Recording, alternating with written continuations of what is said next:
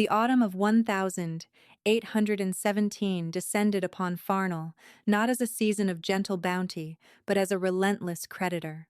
It crept through the ill-fitting window frames with a damp, bone-chilling seep, painting the surrounding woodlands in hues of rust and decay.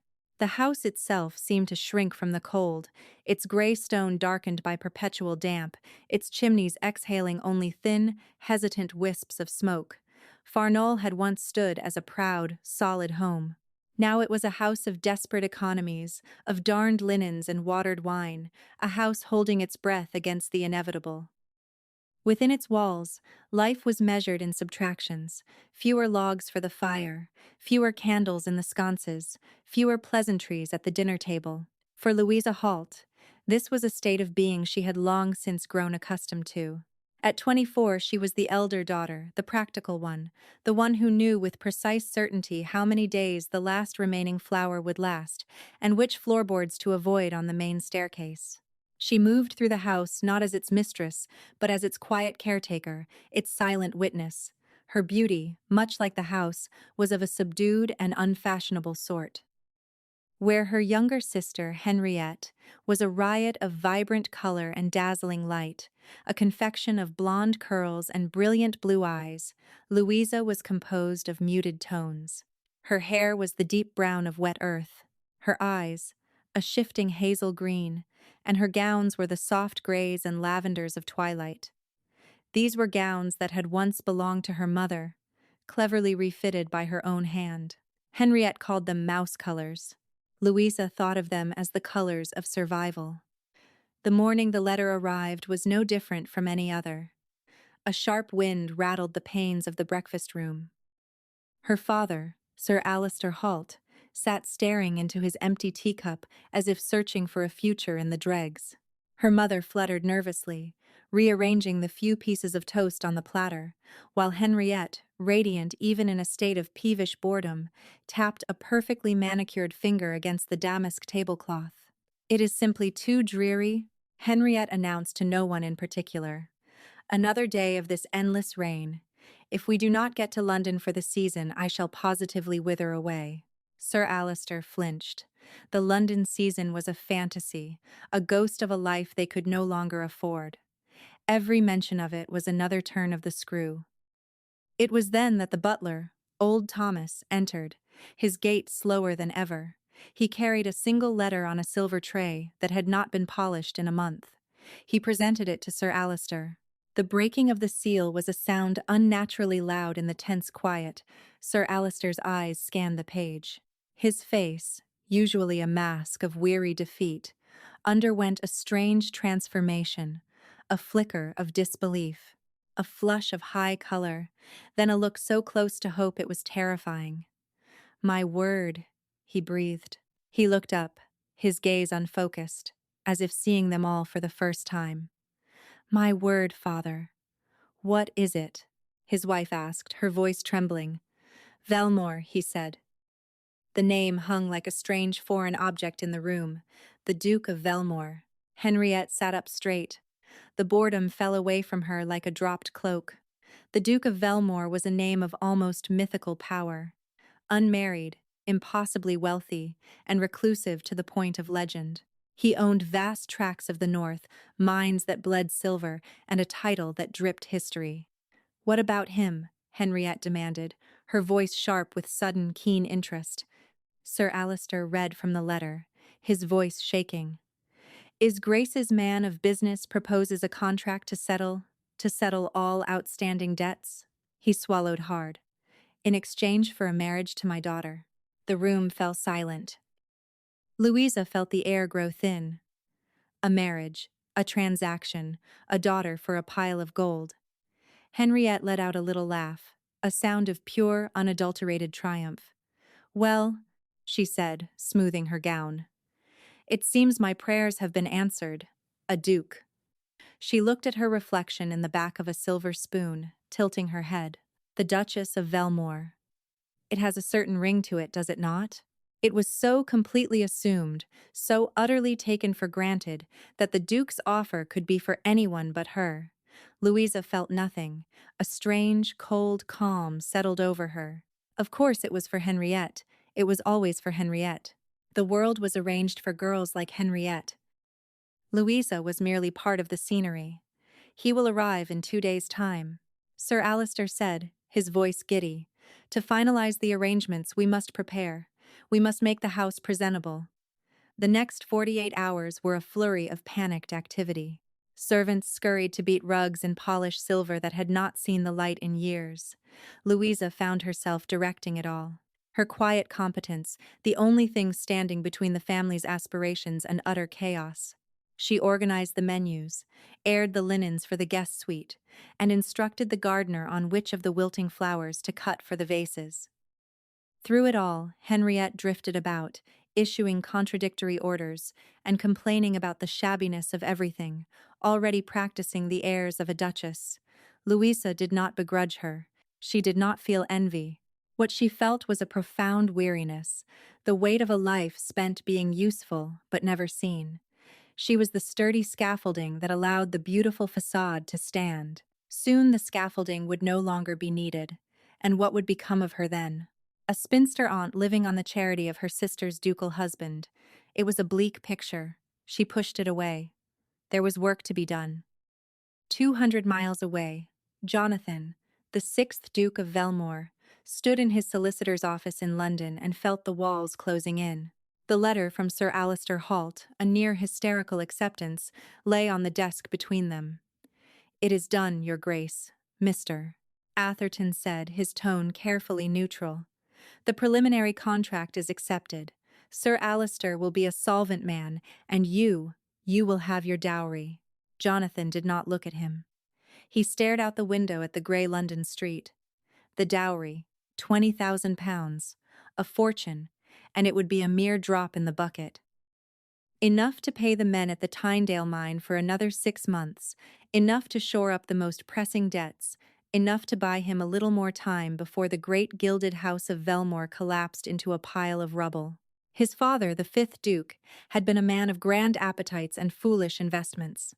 The son had inherited the title, the lands, the history, and the rot beneath it all.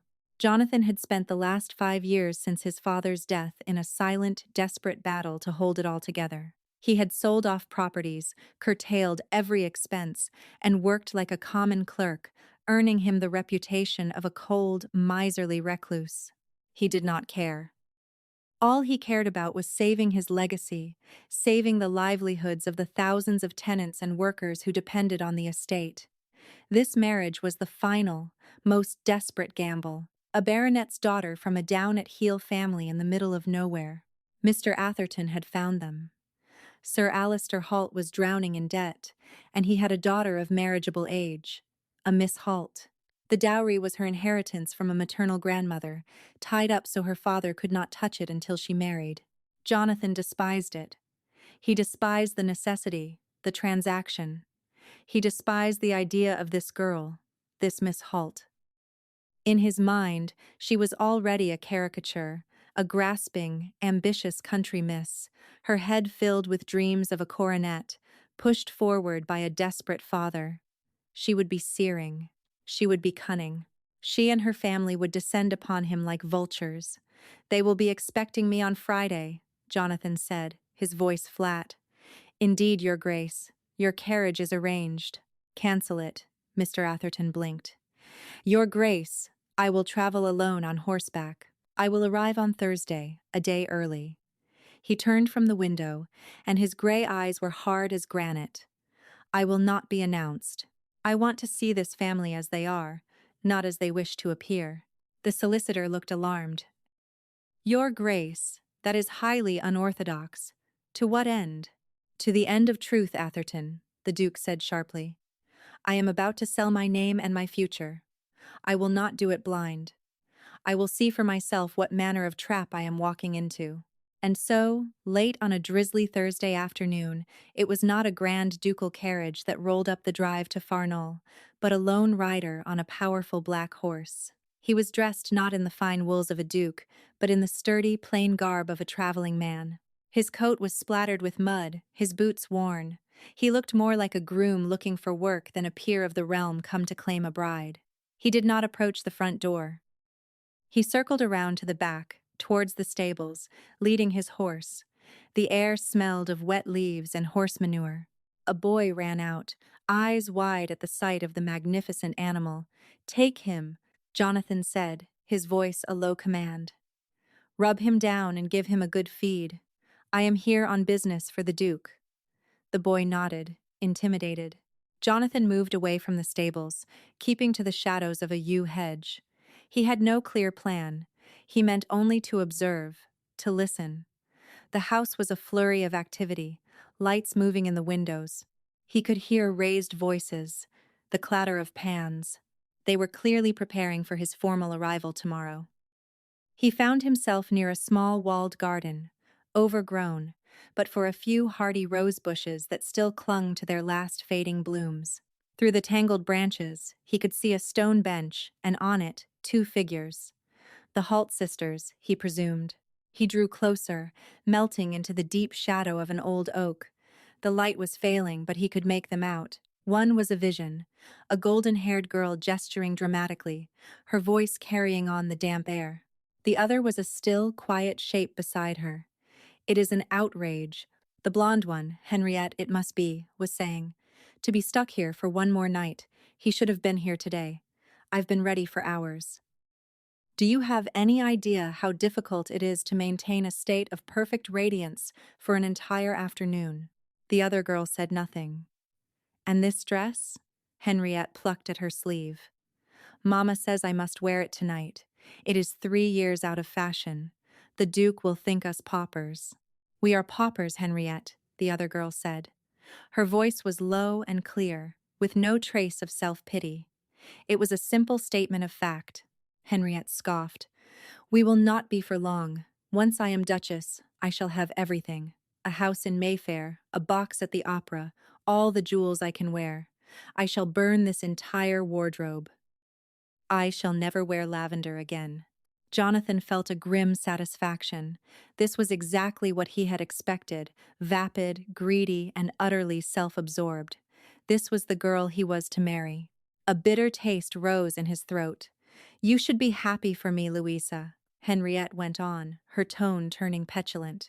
"You have no idea the sacrifice I am making, tying myself to some dreary old duke I have never even met." Louisa. So the quiet one was Louisa.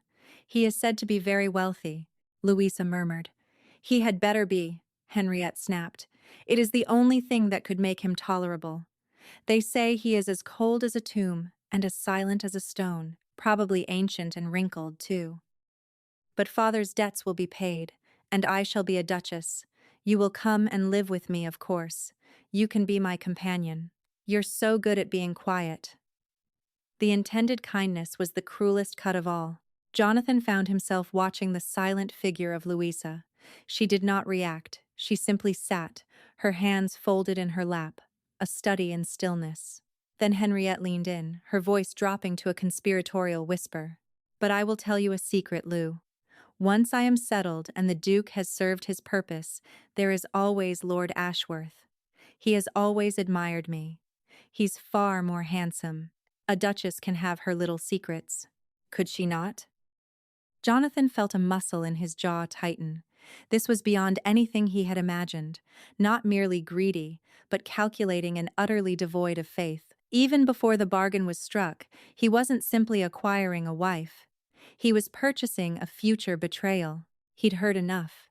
He was on the verge of turning away, of abandoning it all, of riding back to London and watching the entire edifice of his heritage crumble rather than bind himself to this viper. But then the quieter sister spoke. "You shouldn't speak so," Louisa said.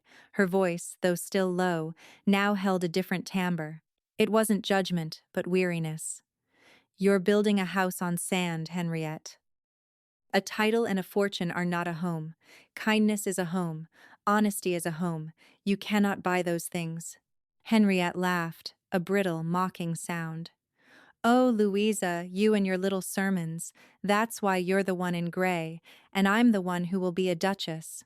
Kindness doesn't pay the butcher, and honesty won't buy a new gown. You're a fool." She stood, shaking out her skirts. "I'm going inside." It's damp out here, and my hair will frizz.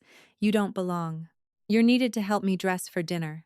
She swept away, a whirlwind of pink silk and self-importance, leaving her sister alone on the bench. Jonathan remained frozen in the shadows. He watched Louisa. She didn't move for a long time. She didn't cry. She had learned long ago that tears were precisely what Henriette craved. She simply sat, her shoulders slumped in just the right way, a perfect tableau of quiet defeat. He saw her lift a hand and gently touch one of the fading roses on the bush beside her fingers tracing the delicate, wilting petals. And in that moment, something shifted within the Duke of Velmore. The shock he had anticipated wasn't what he received. He had come expecting to uncover a scheme, and he had found one. But he had also found something else, something he hadn't factored into any of his cold calculations. He had found the woman her sister had just called a fool. The one who spoke of kindness and honesty. The one who sat in the twilight in a faded gray dress, shouldering the casual cruelty of her family with a dignity more profound than any ducal coronet. He looked at the contract in his mind's eye. It specified a marriage to Miss Hole. It didn't say which one. Sir Alistair had 2 daughters, 2 Mrs. Holts. He had come to Farnol to unmask a schemer. He had, but in doing so, he had accidentally stumbled upon a woman of substance in a house of straw. He didn't look guilty. That was what she noticed most acutely. He simply looked resolved. He had made a choice. And Jonathan, Duke of Velmore, was not a man to be swayed from a choice once made. A slow, cold anger began to build within him, an anger not at the father, or even at the vapid, cruel younger sister. It was an anger at the injustice of it all, at a world that would reward Henriette and overlook a Louisa. He had a choice. And for the first time in a very long time, the Duke of Velmore felt something other than the crushing weight of his obligations. He felt a flicker of purpose.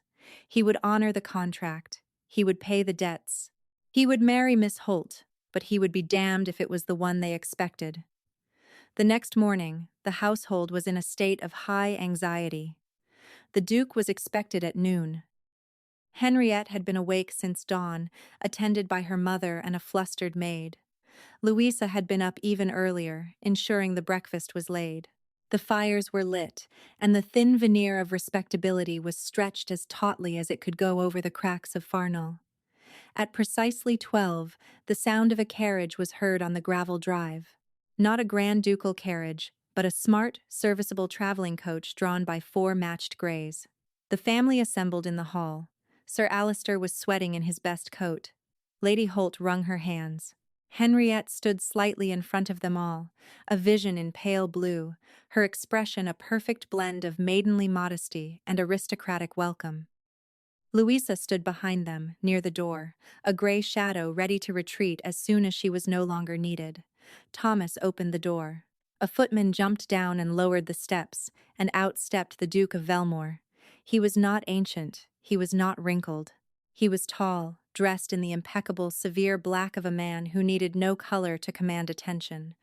His dark hair was unadorned, his jaw was sharp, and his eyes, a startling stormy gray, swept over the assembled family with an unnerving lack of expression. He was handsome in a way that was more intimidating than pleasing.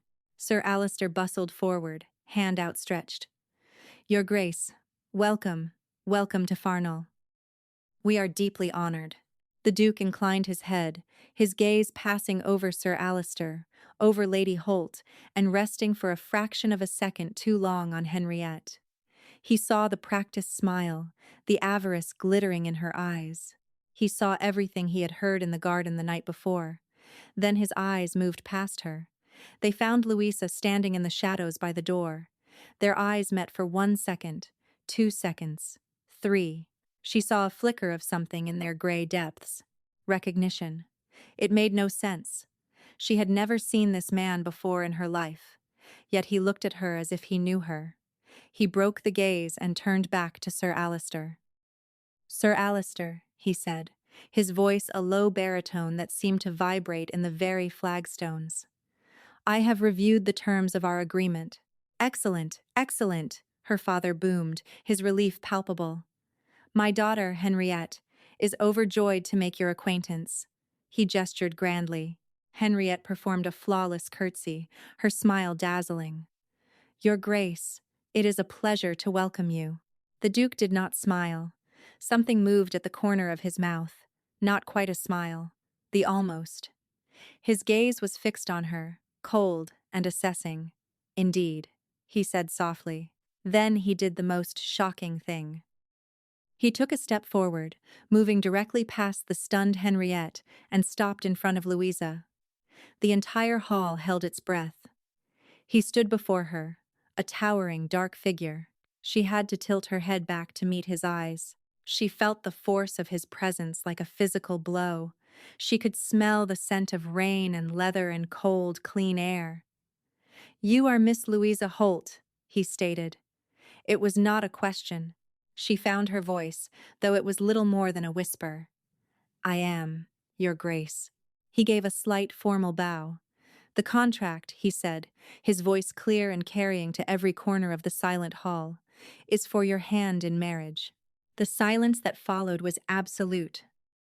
It was a dense, heavy thing, broken only when Henriette made a small, choking sound. Sir Alister's jaw dropped. "Your Grace, there must be some mistake. The contract, my daughter." "The contract specifies a marriage to Miss Holt," the Duke said, his eyes never leaving Louisa's face. "You have 2 daughters. I am choosing the elder." He held out his hand. It was a gesture of command, an undeniable summons. Louisa stared at the gloved hand suspended in the air between them. Her mind was a whirlwind. Why? Why her?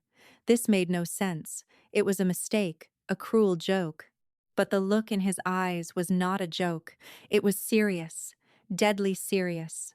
Henriette finally found her voice. "No," the word was a shriek. "It was meant for me. He wants me. Father, tell him."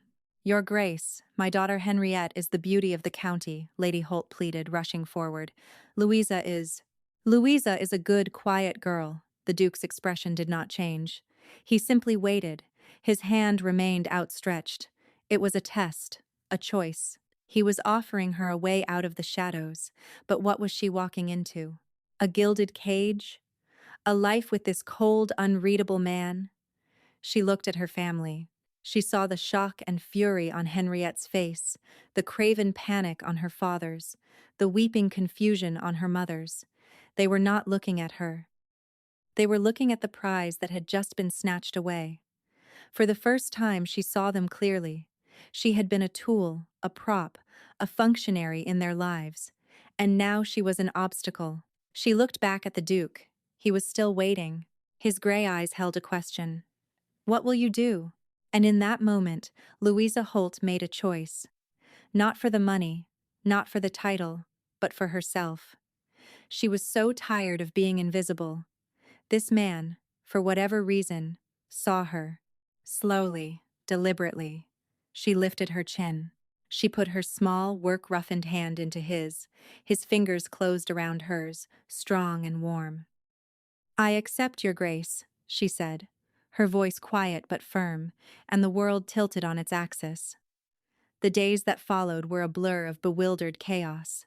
Henriette had retired to her room in a storm of hysterics, her sobs and accusations echoing through the house. Sir Alister and Lady Holt moved about in a daze, torn between the relief of their salvation and the utter confusion of the Duke's choice. Louisa was the calm center of the storm. The Duke was a man of swift, decisive action. Lawyers arrived. Papers were signed, a dowry was transferred, her father's debts were settled, a wedding date was set for 1 week hence. A simple ceremony here at Farnol. The Duke remained at the local inn, but he came to the house each day. Their time together was formal, stilted. They walked in the garden, they sat in the parlor. He was impeccably polite. He asked her questions about flowers, about books, about the running of the estate. He listened to her answers with a quiet intensity that was unnerving. She learned things about him in slivers and fragments. She learned he did not like fuss. She learned he preferred silence to small talk. She learned that the staff at the inn were terrified of him, but that he had insisted on paying the stable boy himself for the good care of his horse. A small detail, but it stuck with her. She never asked him why. Why he had chosen her. The question hung between them, a vast, unspoken thing. She was afraid of the answer. Afraid it was pity. Afraid it was a whim. Afraid that if she poked at it, the entire fragile structure of her new reality would collapse. Her wedding dress was not a confection of silk and lace. The Duke's man of business had arranged for a modiste to be sent from York. She was a practical, no-nonsense woman who took Louisa's measurements and listened to her requests. "I want something simple," Louisa had said, "in a cream or a deep gray, something I can wear again." The modiste had looked at her strangely. "A duchess can have any dress she desires, miss." "This duchess desires not to be wasteful," Louisa had replied. She chose a dress of heavy dove-gray silk. It was exquisitely cut, falling in clean lines with long sleeves and a high neck. When she put it on, it felt like armor. They were married on a crisp October morning in the small parish church. Her family stood stiffly on one side. The Duke stood alone on the other. He looked at her as she walked down the aisle, his expression unreadable. She said her vows in a clear, steady voice. He said his in a low rumble that made the air shiver when he slid the plain gold band onto her finger. His touch was cool but firm. He was her husband. She was the Duchess of Velmore. It felt like a dream she was bound to wake from. After a brief, excruciatingly awkward wedding breakfast, they departed. Louisa did not look back as the carriage pulled away from Farnol.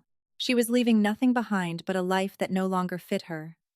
The journey to Blackwood Manor, the Duke's primary seat in the north, was made mostly in silence. Louisa looked out the window at the passing scenery, a patchwork of autumn golds and browns. Her husband sat across from her, reading a book.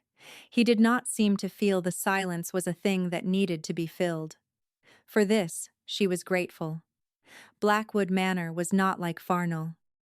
It was a vast, imposing structure of dark stone that seemed to have grown out of the forbidding landscape. It was magnificent, but it was not welcoming.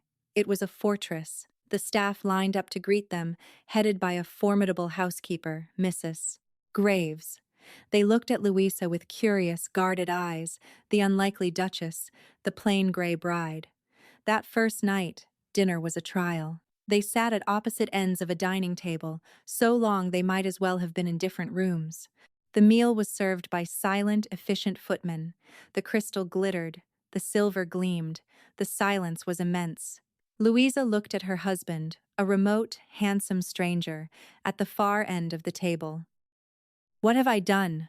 the question screamed in her mind. He looked up as if he had heard her. "Is the meal to your liking, your grace?" he asked, his tone formal. "It is excellent, thank you," she said, "but you must not call me your grace. My name is Louisa." He inclined his head. "And you must call me Jonathan." It was the first crack in the formal facade, a very small one, but it was a start. Later, Mrs. Graves showed her to her rooms. A suite of rooms, in fact, a beautiful sitting room, a dressing room, and a vast, cold bedroom with a canopied bed big enough for 4 people. It was connected by a door to an adjoining suite. His, she presumed. The door was closed. She was alone, a duchess in a castle, and she had never felt more lonely in her life. She sat on the edge of the bed, the gray silk of her wedding dress pooling around her, and for the first time since the Duke had walked into her life, she allowed herself to feel the full, terrifying weight of it all. She did not cry, but the tears were there, a hard, cold knot behind her breastbone. She had escaped one cage only to find herself in another, infinitely grander one. The next morning, Louisa awoke with a new sense of resolve. She would not be a prisoner. She would not be a decorative object. If this was to be her life, she would make it her own. She rose early and, instead of waiting to be attended, dressed herself in one of her simple Farnol gowns. She found her way down the labyrinthine corridors to the kitchens. The kitchen staff, already at work, stared in stunned silence as the new duchess walked in. "Good morning," Louisa said with a calm smile. "I am Louisa," I hope we shall be friends. She looked at the formidable Mrs. Graves. I would like to learn the house, Mrs. Graves, from the bottom up. Will you show me? Mrs. Graves, who had served the cold, silent Velmore dukes for 30 years, was taken aback, but she saw the genuine inquiry in Louisa's eyes. She saw the lack of artifice. She nodded slowly. As you wish, Your Grace. And so began Louisa's conquest of Blackwood Manor. It was a quiet, patient campaign. She learned the servants' names. She learned their duties. She inspected the larders, the still-room, the laundry. She did not interfere, but she observed. She asked intelligent questions. She learned that Mrs. Graves was in the kitchen every morning at 8, that the maid Agnes was curious but kind, that the gardener, Thomas, hardly ever spoke but grew the most magnificent roses. She found the library, a vast 2-story room filled with thousands of books, all coated in a thin layer of dust. It was the heart of the house, but a heart that had stopped beating. She spent her afternoons there, organizing, dusting, opening the heavy curtains to let in the light. Jonathan watched her. He did not speak of it, but he watched. He would come home from his rides, or his long hours in his study, and find small changes. A bowl of late-blooming roses on a hall table, the scent of beeswax where before there had been only dust, the sound of quiet, efficient activity where before there had been only silence. One evening, he came to dinner to find the great long table had been altered. The vast middle section had been removed, and the two ends brought together, so they now sat close enough to speak without shouting. A simple candelabra replaced the forest of silver. It was intimate. It was civilized. It was a home. Louisa watched him for a reaction. He paused at the door, taking it in. He looked at her, and for the first time, she saw something in his eyes that was not assessment, not formality, but a flicker of something else.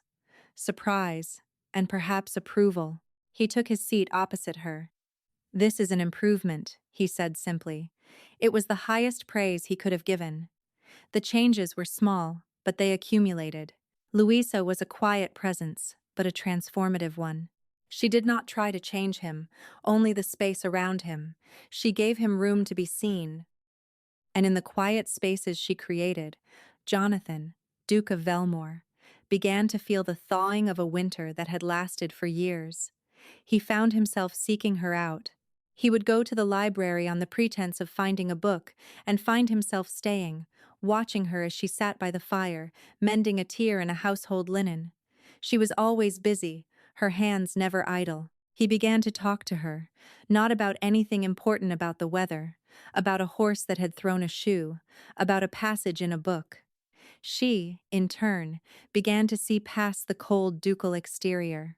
She saw the weariness in his eyes at the end of the day. She saw the way he worried at a stack of papers in his study, his brow furrowed.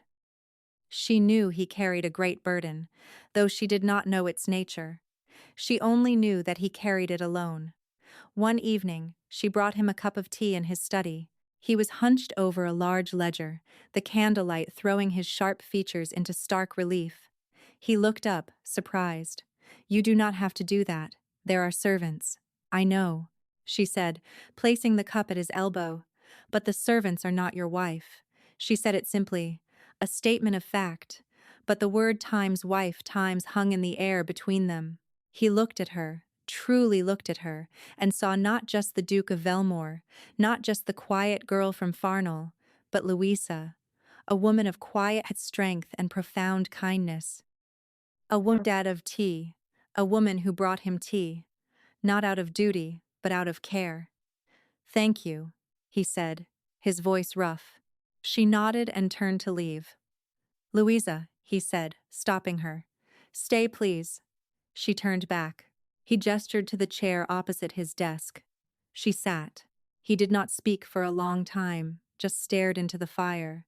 "The Tenale mine has flooded again," he said at last, his voice flat. "The main pump has failed. It will cost a fortune to repair. A fortune I do not have." And just like that, the wall was down. He was telling her his secret, the great burden he carried. He told her everything about his father's debts, the failing investments, the desperate struggle to keep the estate afloat. He told her about the marriage contract, the need for her dower, the reason he had been forced to seek a bride. He did not tell her about his disguise. He did not tell her what he had overheard. He could not bring himself to speak of that shame. Louisa listened. She did not interrupt. She did not offer platitudes. She listened as he unburdened himself of years of solitary struggle. When he was finished, a heavy silence filled the room. "I am sorry," he said, his voice raw, "to have trapped you in this. It was not fair to you." She met his gaze across the desk. "You did not trap me, Your Grace. I walked into this with my eyes open. I chose this." "Jonathan," he corrected her, his voice barely a whisper. She took a breath. "You did not trap me, Jonathan." Saying his name felt momentous. It was a key turning in a lock. His eyes softened. The cold gray seemed to warm from within. "And you are not alone in this anymore," she added quietly. "We are husband and wife. Your burdens are my burdens." He looked at her, at this woman who he had married for money. This woman he had plucked from obscurity on a whim, an instinct, and he realized that in his desperate search for a solution to his financial ruin, he had accepted a partner, an ally, a friend. The move to London for the season was Jonathan's decision. He hated the city, but it was a necessary evil. Business had to be conducted, appearances maintained. The world could not know the Duke of Velmore was on the brink of ruin. For Louisa, London was a new and bewildering world. The noise, the crowds, the sheer scale of it was overwhelming. Their townhouse in Grosvenor Square was a palace of gilt and mirrors. But with Jonathan by her side, it was less intimidating. Their alliance, forged in the quiet of his study at Blackwood, had changed everything. They were a team. Society, however, was not so easily won over. The ton was abuzz with curiosity about the recluse Duke's new wife. The story of his choice had preceded them, the country mouse who had somehow trapped the lion. They stared at Louisa in her simple, elegant gowns, their eyes sharp with judgment. They whispered behind their fans. Louisa met their stares with quiet dignity. She was polite, she was poised, but she did not cower. She had her husband's respect. That was all that mattered. Jonathan was her shield. He stood by her side at every ball and soiree, his very presence a warning to the gossips. He was fiercely protective, a fact that did not go unnoticed. The cold, aloof Duke seemed to have been thawed by his plain little wife. It was a source of endless speculation. Then Henriette arrived. She appeared one afternoon in their drawing room, unannounced and uninvited, having attached herself to the party of a distant cousin. She was more beautiful than ever, dressed in the height of fashion. "Louisa, darling," she cried, rushing to embrace her. "And Your Grace, I have come to see how you are getting on." Her eyes swept the room, taking in the opulent surroundings with a greedy gleam. She had come to claim what she believed was rightfully hers. Her campaign was subtle at first. She was all sweetness and light to Louisa's face, full of praise for her good fortune. But behind her back, she planted seeds of poison.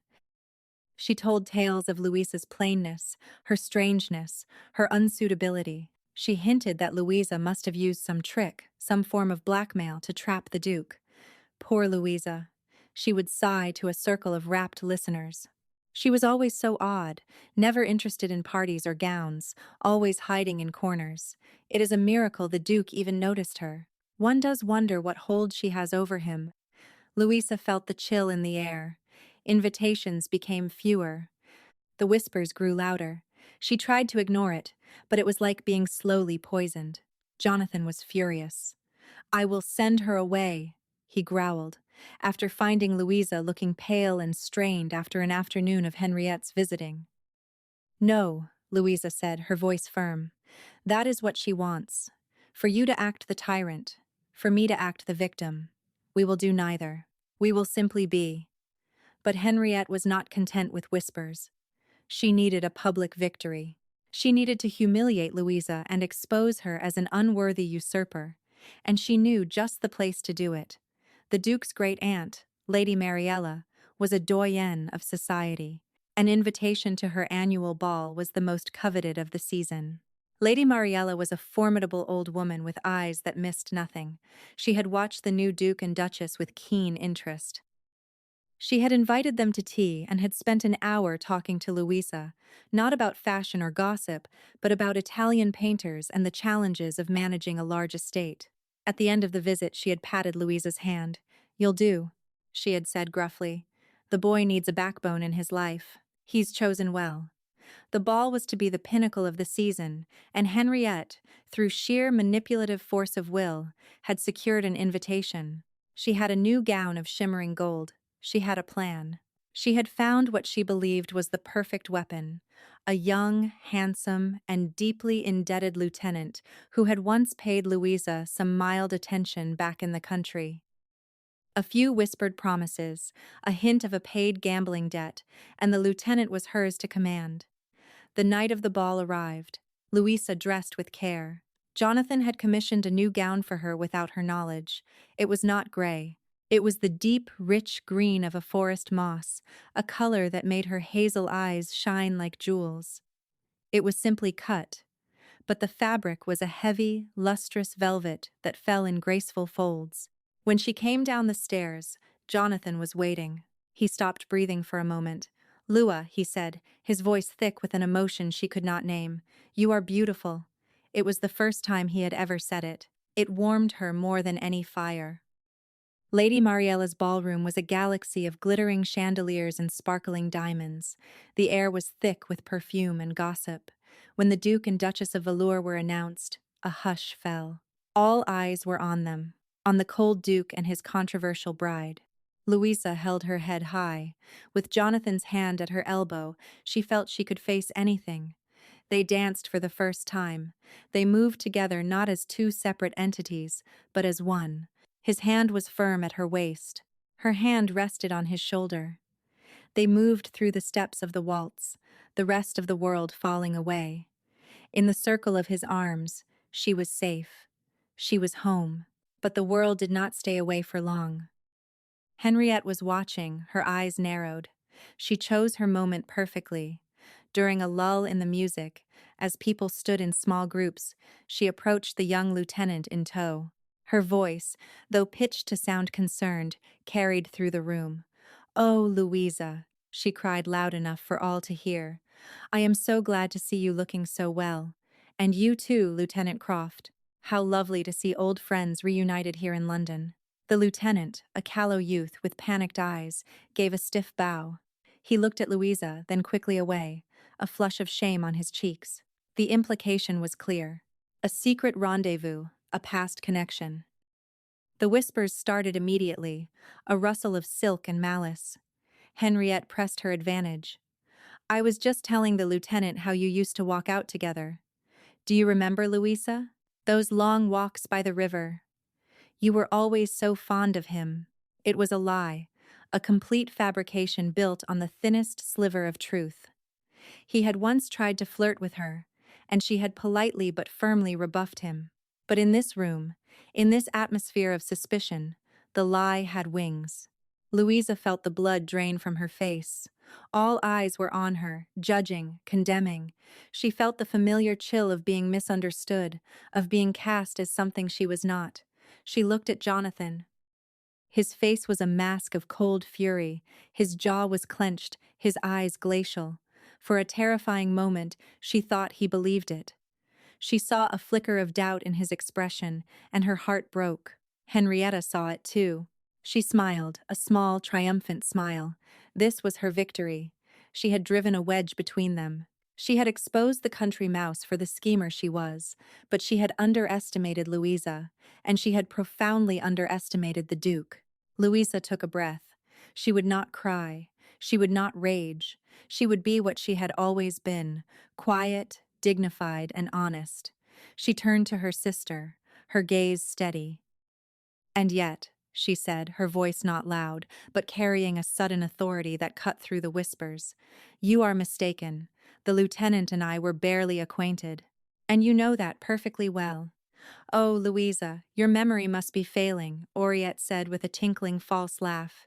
"Why, I remember you writing his name in your journal." This was the final fatal overreach. Before Louisa could even deny it, Jonathan stepped forward. He did not raise his voice. He did not need to. The cold fury emanating from him was enough to silence the entire room. He looked not at Louisa, but at Henriette. His gray eyes were not just cold now, they were lethal. "My wife does not lie," he said. The words were stones dropped into a frozen pool. "And she does not keep a journal. She is far too practical for such sentimentalities." He then turned his gaze on the trembling lieutenant. "Lieutenant Croft, a word of advice. When you choose to sell your honor, I suggest you ask for a higher price. The promissory note for your gambling debts, which I now hold, was for a paltry £500. Your reputation, it seems, is worth even less." He produced a folded piece of paper from his coat. The lieutenant turned a pasty white. A collective gasp went through the ballroom. Jonathan was not finished. He turned back to Henriette, who now stood frozen, color draining from her face. "And you, Miss Halt," he said, his voice laced with ice. "You speak of my wife's past. Perhaps we should speak of yours." He paused for 1 second. 2 seconds. The silence was deafening.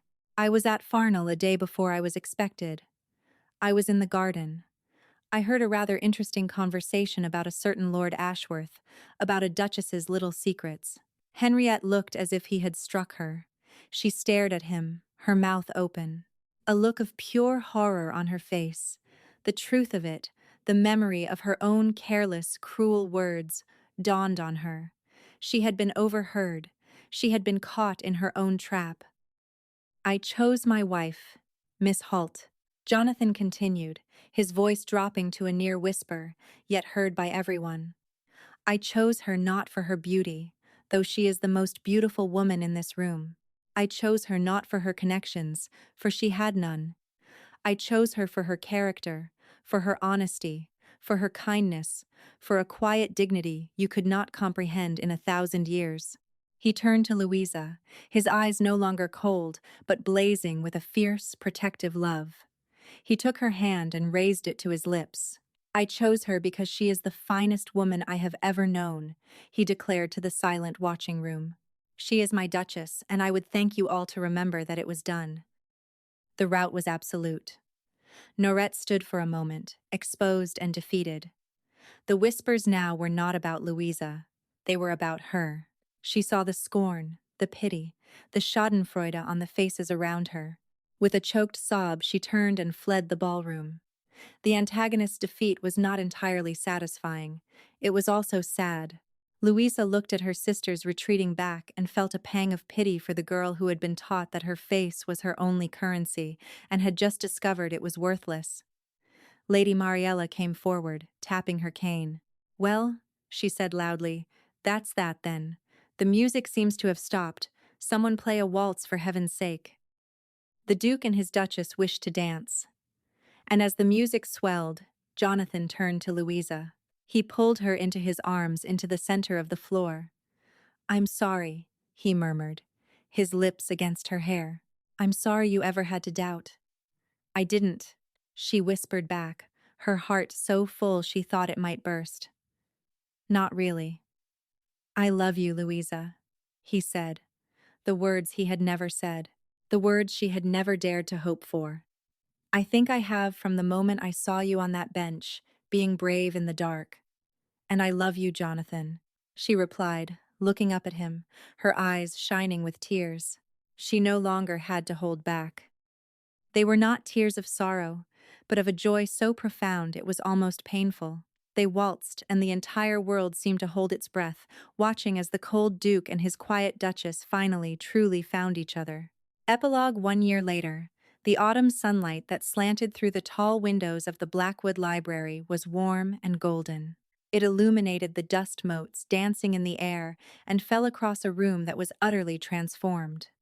The books were organized, the brass polished, the furniture grouped into comfortable, inviting arrangements. The heart of the house was beating strong and steady. Louisa sat in a comfortable armchair by the fire, a book forgotten in her lap.